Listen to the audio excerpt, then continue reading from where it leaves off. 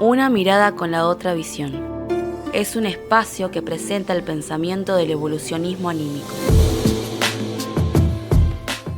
En este episodio vamos a hablar sobre los aspectos religiosos de la vida. Las religiones en realidad son aquellas visiones en que el hombre trata de acomodarse a una visión superior a lo que nosotros podemos ver y sentir en un momento determinado en el planeta Tierra. Y eso tiene que ver con esa vinculación con esa potencia creadora que llamamos Dios. Y el hombre fue cambiando su criterio en distintas épocas y en distintos lugares, con distintas culturas, pero siempre pensando que había una fuerza superior a uno que no podía dominar. Entonces había que dominarlo a través de, o superarlo a través de un sometimiento a esas voluntades, así entre comillas, que se expresaban ahí. Las inclemencias del tiempo, los ataques de depredadores, todo eso hacía que el hombre temiera por su vida y pidiera, además de vivir en comunidad, una protección extra de algo que no podía entender ni manejar. Y entonces, ¿qué hacían las distintas generaciones? Siempre había alguien dentro de la población, digamos, que era el jefe o la fuerza que dirigía las cosas porque era más capaz o tenía más fuerza o tenía más habilidad. Lo secundaban ciertas personas y aparecía también alguien que se suponía o era más inspirado o tenía más inclinación a dominar la parte, lo que sería la parte espiritual de todo esto, ¿no? Entonces empezaron a aparecer los poderes, es decir, el poder que era de político, digamos, del jefe,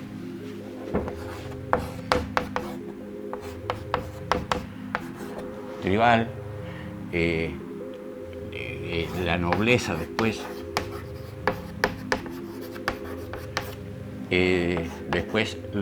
la casta sacerdotal y por supuesto la fuerza militar, ¿no? Como está hecha en el mundo, por supuesto con distintos grados, distintas formas de expresión. Esto se fue enriqueciendo cada vez más. Y para mantener estas estructuras, muchas veces se nos dice algo, se generan toda una filosofía de distintas formas. Nos dicen, el mundo es así, no se puede cambiar, estas estructuras son así, de dominio.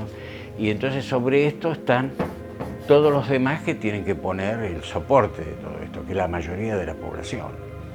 Como el 70-80% de las personas que vivían en determinado, y vivimos en determinado lugar, tenemos que soportar estas estructuras porque es la forma de organizarnos. Es la forma de organizarnos hoy, aquí, ahora, en el mundo. Pero nos dicen, sí, pero la lucha entre el bien y el mal.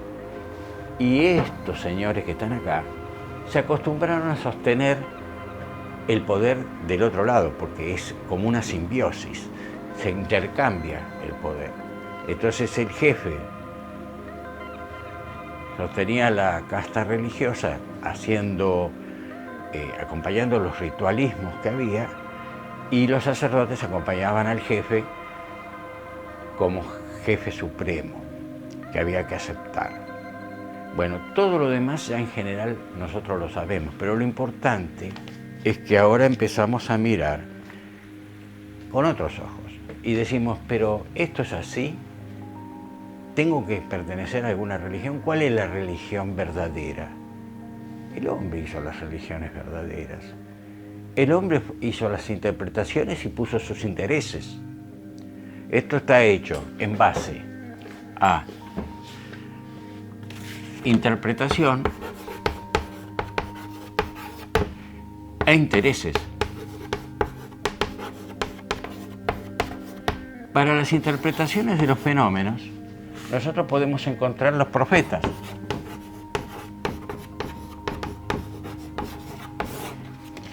que no son otras cosas que grandes médiums muy desarrollados, que podían interpretar o mirar. A veces el profeta tiene otra cualidad también.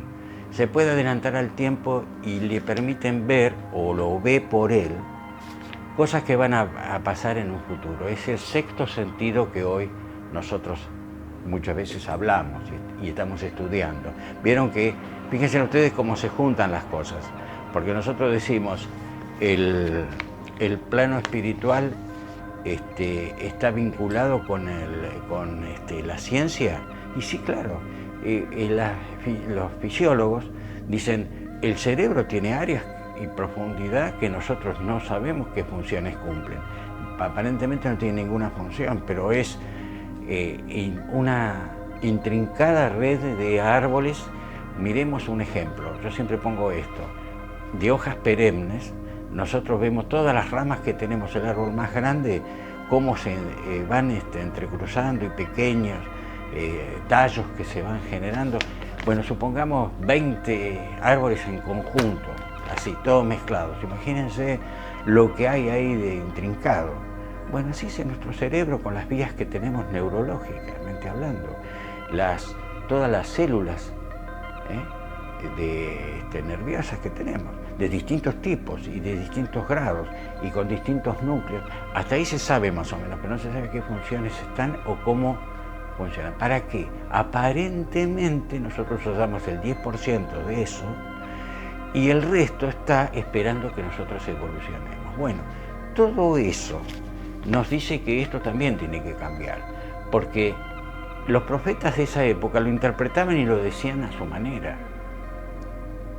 Y hoy en día también muchas veces encontramos personas que explican las cosas con lo que pueden entender, y está bien que sea así. Nadie está diciendo que está mal, pero son distintas visiones. Entonces acá viene un tema muy interesante de analizar. Fíjense ustedes que estas visiones de armar así las cosas nos han puesto en algo que nos dividen.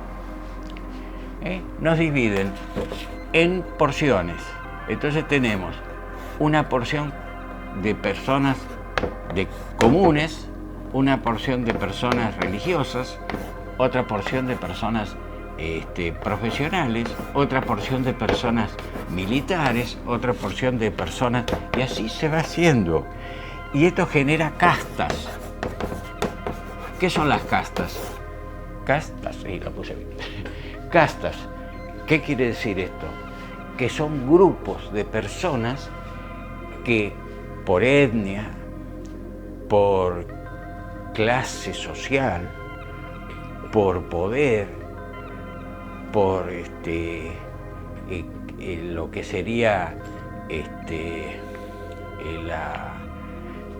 todo lo que es los grupos de pertenencia de clases superiores e inferiores. No es lo mismo un mestizo para este tipo de gente que un blanco, que se supone que el blanco tiene una cultura diferente, y son los grupos culturales también. Entre ellos se genera como una especie de círculo cerrado. Vivimos así. Vivimos de esta manera, separados. Entonces nos dicen, esto no se puede tocar, es así. Y cuando alguien quiere tocarlo, en el mundo se arman las revueltas, las guerras, vueltas otra vez al dominio, como estaba antes, porque no se acepta un cambio. ¿Y eso por qué es? Porque nosotros tenemos que entender que hay un orden y un caos. Eso es un tema importante también de ir viendo. Miren, hay una teoría muy interesante en la cual hay expresiones matemáticas que en algún momento vamos a tocar en otros capítulos, que se llama caos y orden. Nosotros podemos aprovechar esto y decir, ¿qué es un caos? Un caos es, miren, cuando nosotros estamos hirviendo algo en una cacerola, ese hervor aparentemente es caótico. Vemos que sale, se transforma el líquido en sustancias vapores, burbujas, se escuchan ruidos, si estamos haciendo un guiso, todo eso. Bueno, esto es un caos, no hay un orden establecido, todo es un flujo. Lo mismo pasa, por ejemplo, si vamos a los ejemplos de ríos o arroyos que van saliendo, las vertientes. Bueno, el flujo puede ser laminar o flujo alterado. Esto es un caos. Pero el caos tiende al orden. ¿Qué es el orden? ¿Algo estable? No, pero es con algo que va siguiendo un proceso tranquilo, por decirlo así. Bueno, nosotros tenemos que hacer lo mismo. Nosotros tenemos en este momento el universo, que parece que fuera todo dinámico y todo alterado, y todo, tiene una tendencia a este orden, siempre a este orden. Y acá, a nivel universal, encontramos, cuando se hacen cálculos matemáticos, para decir, de cualquier característica que uno quiera, qué elementos tenemos que tener para llevar de un caos al orden, es un número muy grande, pero eso lo vamos a charlar en otro momento. Lo que importante de acá es que esto aparentemente caos no es tan caótico. Nosotros tenemos que entender que hay en la creación una intencionalidad. ¿Por qué? Porque esa intencionalidad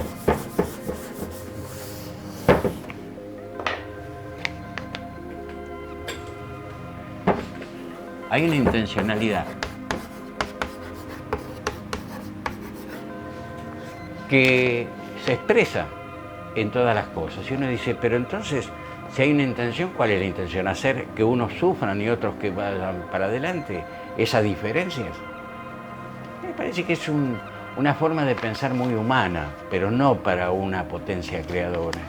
En el orden todas las cosas se expresan por semejanzas y van a un mismo lugar, que es evolución. Y si vamos a la evolución, esa potencia creadora pone sus sellos permanentes en todo eso. Esto lo tiene que ver cualquier científico, cualquier pensador, cualquier filósofo. Todavía hay filósofos que se dedican a justificar lo que hay, no a decir hacia dónde vamos. Bueno, pero esta potencia creadora nos lleva a esto, a todos. Y esa creación es hecha tanto en la materia, lo que nosotros conocemos como materias, inerte o biológicamente activa, y nosotros como almas. Y acá discuten. No hay alma muchas veces. ¿Qué es eso del alma? Por favor. Es antiguo, no existe. Ah, bueno, entonces si no existe, decime qué soy, qué pienso, para qué sufro. Cuando uno dice, che, pero ¿por qué estoy sufriendo? ¿Por qué vos estás ahí tan bien y yo estoy acá, pasando estas situaciones? ¿Qué era lo que decíamos en un capítulo anterior? Cuidado, porque estas situaciones ocurren por algo. Estamos aprendiendo, pero todos venimos en un mismo barco. Todos estamos en un mismo barco. Bueno, vamos viendo. Y eso es importante de entender, porque cuando nosotros entendemos esto, vamos avanzando bien. Vamos avanzando bien. Nos veremos en el próximo capítulo. Una mirada con la otra visión. Es un espacio que presenta el pensamiento del evolucionismo anímico. Cada tema de la actualidad se analiza sobre la base de la vida más allá de la vida física. Muestra un camino a la luz de las ciencias, la vida cotidiana y una comprensión del porqué y para qué estamos aquí. Es un proceso constante de nuestra evolución mediante la reencarnación hacia la perfección.